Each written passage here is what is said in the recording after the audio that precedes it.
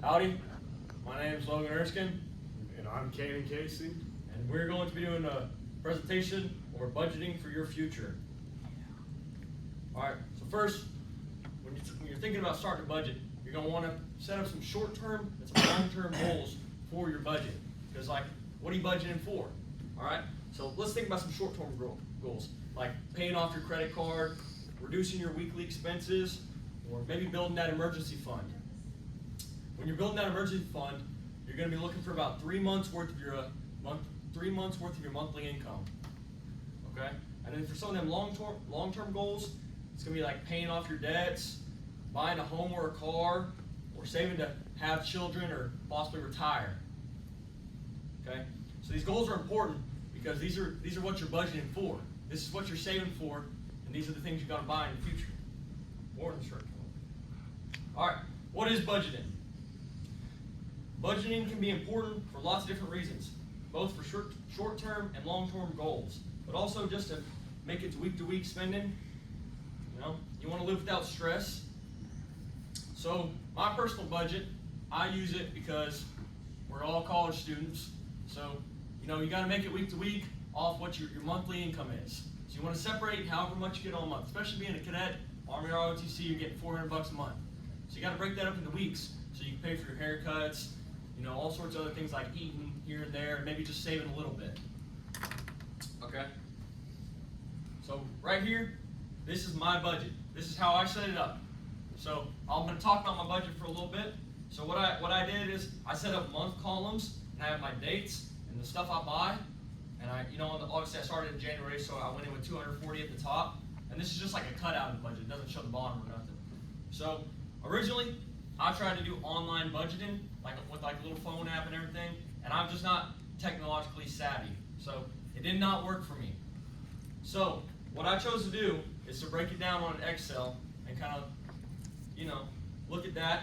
So what I did is I set up columns, January, February, March, and just put in all the numbers and then the reasons. And so why is this important, right?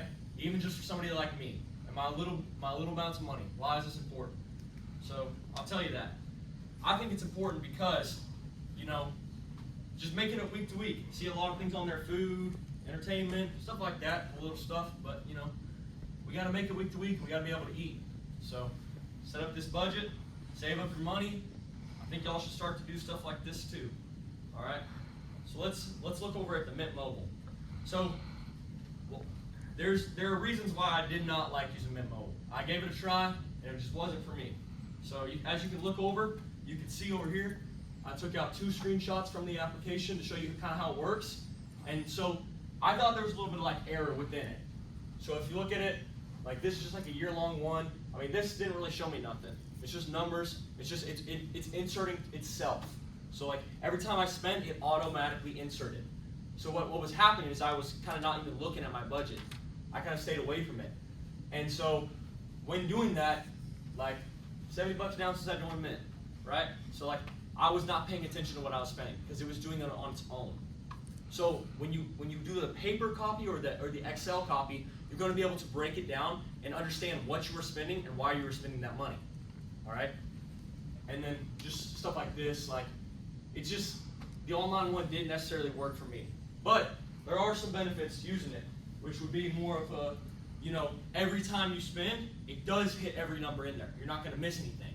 So there's some stuff like that, and then it's just a little easier. You could set up stuff, if you look in the second picture right here, I put $11, pay for my music every month. You could set up a ton of different things just to make sure you save up money for this. You could also save up for a saving. So you can set up a little box that would save it for a saving. So what it can do is it kind of set that money aside for you on the actual on the app, and it can show you if you're meeting your goal or not. So it can be a good way to easily set up that short-term or long-term goal on the application. Whereas if you were doing it on, on the Excel sheet, it would be a little harder to set up that goal because you're just inserting everything on your own. But this kind of does it for you. So there are some benefits to using it. I personally did not enjoy it. I did not like using it. It didn't work for me. Alright, y'all, again, my name is Caden Casey, and I'm going to talk to y'all about saving money. So, Who here saves money? Oh, all of y'all. All right. Who thinks they could save money better? Everyone. All right. So first, we need to recognize why we need to save money. So, as Logan mentioned earlier, whenever you're creating this budgeting, you want to have a 3 to 6 months of your expenses saved up. Because what if you lose your job? What if, you goof off at formation and people take your contract or something, you stop getting your stipend? What are you going to do? What are you going to do? All right? So you want to have that emergency fund for when shit hits the fan. All right? Other reasons you're going to want to save money is for your individual goals. So, all right. I know one of y'all already got it, but everyone here is going to be ordering their Aggie ring. It's $1,300 right there, all right? So that's a big purchase you're going to need to be making here in a couple years. And then you also got your senior boots, $2,200 if you're getting them from Holics, all right? That's another big expense you're going to be making at the same time. So that's something you're going to want to save up for. And then you're going to want to save up for your future, all right? You're going to commission in 4 years, 3 years, however long, right? You're going to want to buy a house, a car, things like that, and start, actually living real life independently. So you're going to want to have money for that, and then just even further down the road, all right? So then, how can we do this, all right? So you can save money independently, all right? You can put money, I save change in my cup holder of like my truck. That's a way to save money, right? Now I wouldn't, keep thousands of dollars in your mattress or anything. That's not very effective, right? So that's why we use banks, okay? So one thing I learned from this course I took is the appeal of online banking. Does anyone use online banking, utilize an online bank? All right, 2 of you don't, that's interesting. I did not know much about it. All right, and I don't mean just like banking digitally, like with a digital app. This is entirely online. All right, so we'll get more into that later though. So you can save with physical banks, which is like the traditional method. So what are some banks people use to save their money? Truist. Wells Fargo. Wells Fargo, all right. Yeah, I use a local credit union in San Antonio, Randolph Brooks. You have to have a certain zip code to kind of bank with them. But yeah, that's what I use. So yeah, so back into that whole online banking deal. What are some online banks people know? Truist. Wells Yeah. Fargo. Okay, all right. Yeah, you can use their online platform. So the appeal of banking virtually versus physically, all right? So if you use an online bank, they don't have a physical bank to use, right? So they're not having to spend money on employees or tellers or anything like that, all right? Since they're not having to spend money on this infrastructure to run their bank or security or anything like that, because it's all digital, right? You're going to have lower fees, all right? You're not going to have any, the fees aren't going to have to be as high because they're not going to have to pay for all the infrastructure or anything, all right? And then you're going to get higher rates of return, okay? So, again, because they're not having to spend money like a traditional bank does, they're able to help you out a little better, all right? And you also don't have to physically visit your bank. I don't know if y'all have ever done like a transaction or something, like a cashier's check. But banks can have long-ass lines and not be fun to go to. So that doesn't exist with online banking, all right? So within these different banks, once you decide what bank you want to utilize, you can have two common types of savings account. There's more out there, but these are kind of the typical ones and the ones we're going to talk about.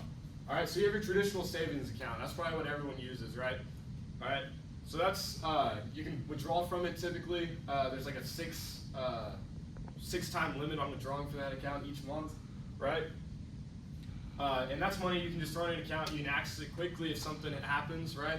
And then you have a CD. Does anyone know what a CD is, what it stands for? Certificate of deposit. Yeah, a CD is a certificate of a deposit, okay? And what that is, that's money, once you put it in this CD, right? It's there, you can't touch it for a certain amount of time, all right? And yeah, it has a better interest rate than a traditional savings account, but again, it's harder to access, okay? And if you do decide you want to access money that you've put into a CD, you're going to incur fees. So that's more for those long-term goals, right? money that you're gonna wanna save 10 years down the road and not access. Whereas a traditional savings account, that's gonna be the money you wanna access, you know, for your emergency fund or anything like that.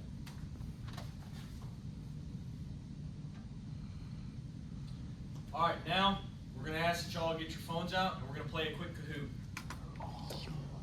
Everybody get your phone out. We'll see what you learned.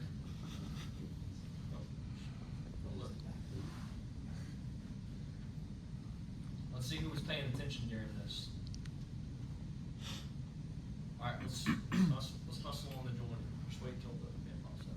All right, let's please do not use inappropriate names. Please. All right. I hope y'all are paying Reynolds. attention. Yep. There could be a prize at the end. We'll see. You get to access Maybe if you my win. savings account. You get copy of my budget. Side copy of his budget. Ricker, you don't have to join. You're holding the camera. It's okay. How many will run? Is that everybody then? 1, 2, 3. Yep. Okay. Let's get started. Oh, where's my music at? Oh well. Budgeting.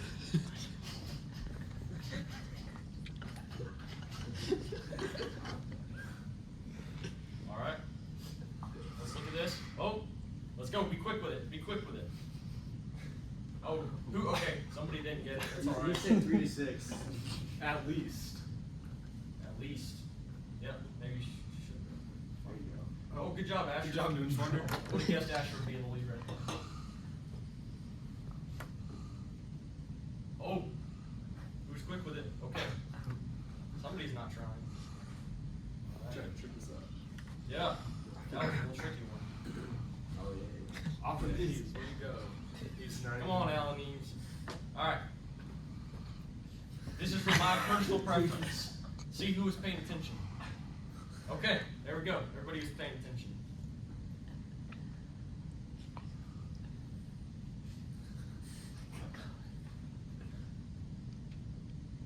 Who's quick with it? Who's quick with it? It was all of them. You could have answered anything. Surprise. It was just a speed-based one. Ooh, good job, Reynolds. Oh, he's on a streak of 4. He must be paying attention. All right, true or false? Budgeting can be very helpful for setting up for your future and/or retirement. Okay, who answered? Who?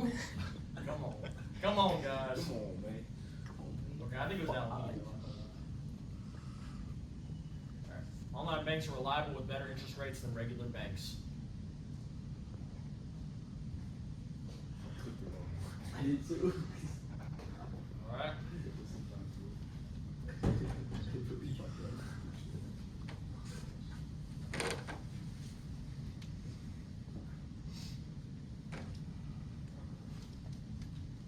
Okay. Oh, who got that one? Let's look at the podium.